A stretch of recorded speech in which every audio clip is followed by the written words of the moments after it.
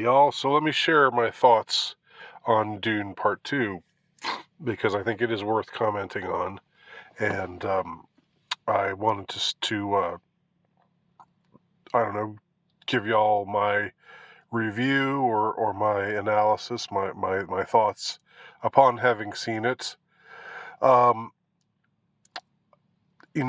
Denis Villeneuve seems to be one of the reliable directors working today.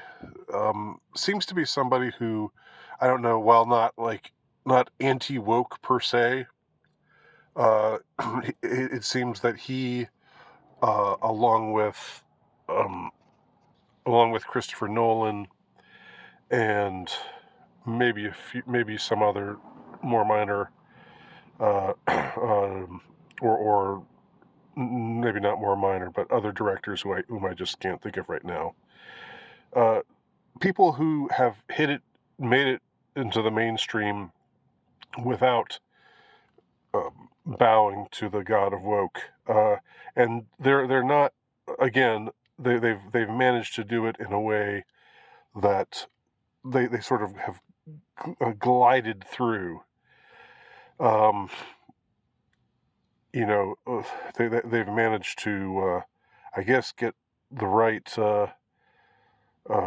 people to back them and get behind them, and manage not to alienate or piss off the wrong people. So there's some politics involved, surely. But I'm glad they're out there. I'm glad that not everything is just cookie cutter, uh, you know, um, instruction in how to live one's life according to the um, the conventional wisdom, which is neither conventional nor wise in our own day in 2024. So I'm happy that that someone like Villeneuve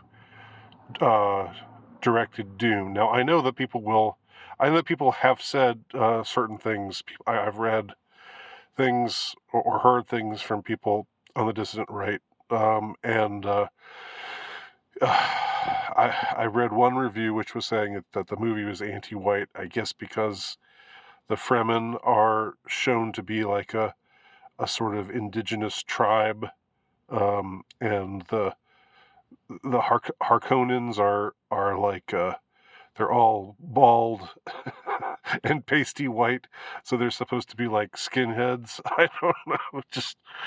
It just seemed a little dumb to me.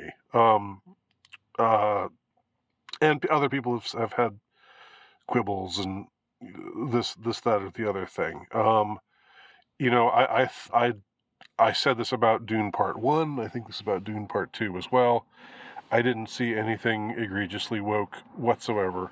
It's sad that one has to start with that disclaimer. I know that some people will never be happy unless unless we go back to a totally all white cast, unless we go back to like the David Lynch era and get that cast back, where everybody is white, where the Fremen are white, the Harkonnens are white, and the Atreides are white, and back to those 1984 rules of the game, where you could be as white as you wanted to be, and nobody cared. But you can't really do that these days. But what you can do is not be egregious in the I don't know, the tokenism or uh, representation or whatever the hell you want to call it. So the fact that what's her name? I don't know how to pronounce her name. Zendaya, is that how you say it?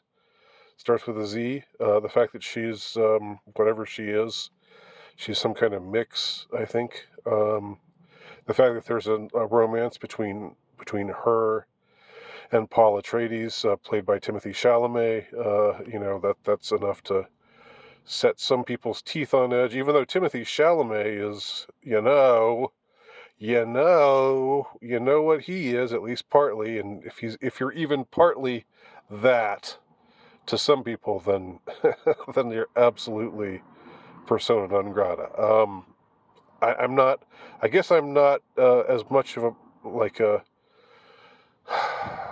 purist or a purity spiraling type where everything has to be, you know, it has to be just white, white, white, white, white all around in order for me to give it my seal of approval. I didn't find that in this movie that there's really much of a departure from the book. So whatever you say about Frank Herbert's vision of the future, I think whatever criticism you might have of the movie is something you could say about Frank Herbert. Uh, I mean, you could say that the portrayal of the Bene Gesserit, this order of women who sort of work behind the scenes and control everything and manipulate everything. Um, you could say that that's woke, or you could say that's misogynist too, because I mean the Bene Gesserit are pretty rotten bitches. They're up to no good most of the time. So I don't know. It cuts both ways. Now in the movie we see. Well, I don't know if I want to go into the plot too much. It's a complicated, convoluted plot. And I talked the other day about how what I took the most interest in about the plot was the messianic interpretation of or transformation of Paul Atreides into Muad'Dib or Usul. The man who was prophesied to lead the Fremen out of bondage. You know, I think that the the issue with Paul being whether Paul is truly a Messiah or whether he is just someone who has been set up to be a Messiah, that's something that is certainly worth puzzling over, and there's no easy answer to it. What we see him do in the movie is affect this transformation that is assuredly powerful, dramatically powerful. To see this, this sort of boyish teenager, skinny little kid, become this religious leader, this um, rallier of men, somebody who after his transformation, can give these incredible speeches. And I know it's hard to think of Chalamet that way, but I think he, because he's so slight and pretty and stuff. But I think it works here. I think he pulls it off. I think that another actor worth singling out is Austin Butler as what's his name? Faid. I think maybe I'm getting his name wrong. There's lots of complicated names in this movie, but he's he's this violent psychopathic Harkonnen, um, and he plays the role that Sting played in the David Lynch Dune. Here we see him, his character, develop a bit more, and we see him sort of be manipulated and set in motion to be like sort of the Bene Gesserit. They're playing both sides of the net, so that but one gets the idea that their preference would be for this guy, for Austin Butler's character to be the new ruler of Arrakis because he's easier to control. He's somebody who is motivated by, as one young uh, Bene Gesserit woman who successfully seduces him, and so the bloodline can keep going. I mean, these Bene Gesserit are scheming; they really are. Um, she seduces him just so that because they have a vested interest in keeping the Harkonnen bloodline going. Um, uh, so one gets the impression that he is their preference, although they've sort of set things up where it could go either way. Whoever ends up winning out, and everything builds towards this climactic fight between Paul Muad'Dib and Austin Butler's character, whose name I don't recall. But it makes more sense in this movie than it does in Lynch's movie. We never really see that character in Lynch's movie, which is of course much shorter. It's not it's not 5 hours total, including part 1 and part 2. It's just one movie which crams all the action into like an hour and 40 minutes or so. Um, so uh, so we see more about this character that makes him compelling, and I think I personally think he steals the show. I think Austin Butler is the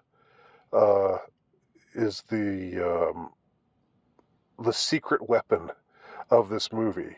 I mean, he's somebody who isn't on the screen for that long, but while he's there, he basically he's riveting to watch. And I have to say, probably my favorite scene of the movie, which cinematographically or cinematographically speaking, relating to the cinematography of this movie, which is all fantastic. But the scene that takes place on Giedi Prime, where we see this mass ceremony of everybody, all these people in attendance to watch this brutal hand-to-hand combat where Fade Rotha, is that his name? Fade Rotha, I think that's right. Where he comes on and essentially we're just supposed to see him slay slay slay Fade Rotha. But literally slay. I mean, as in kill some of the Atreides, and the Atreides guys are just like drugged. They have no chance. But one guy is not drugged, and Feyd-Rautha sees it as like he wants to show his prowess, and so there's others in the arena who are trying to ensure that nothing bad happens to Feyd-Rautha, but he calls them off.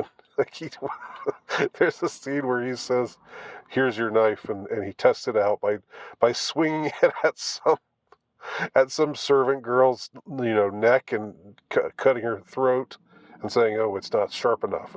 Like he just kills people around him with no thought at all whatsoever.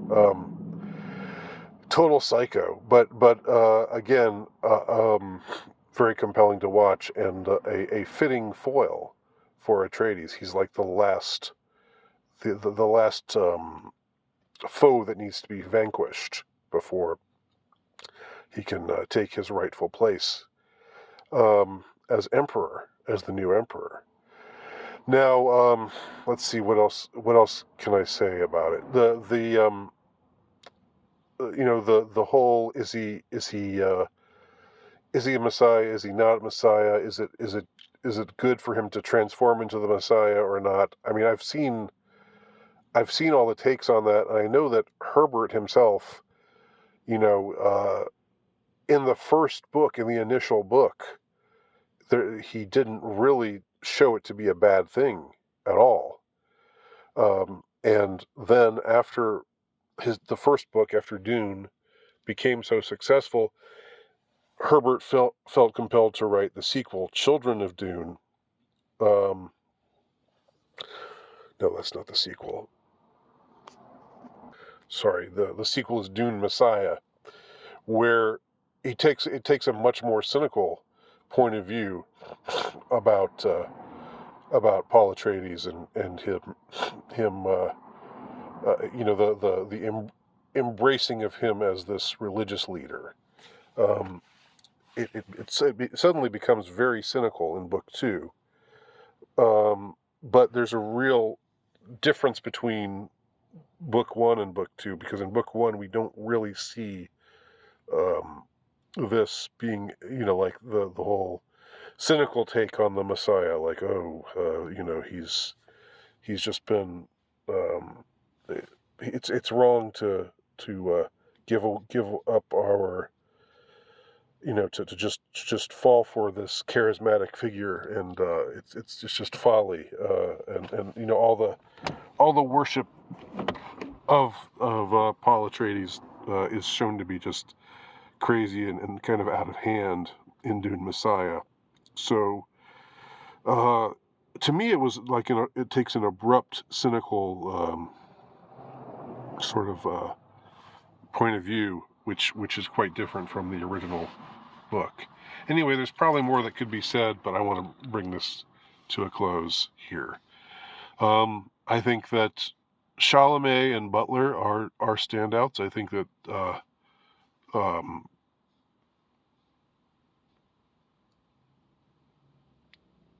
that it's a movie that's very much worth seeing. It's riveting to watch. The cinematography is great. I know people have their quibbles, but I don't see anything woke about this movie at all. So I don't know. Hit me with your best shot if you have your own objections as far as that goes. But I think it's a very, very faithful, but also very faithful to the book, but also goes in its own direction and does its own thing in ways that are also interesting. So that's my take on Dune Part 2. What do y'all think? Leave your comments below.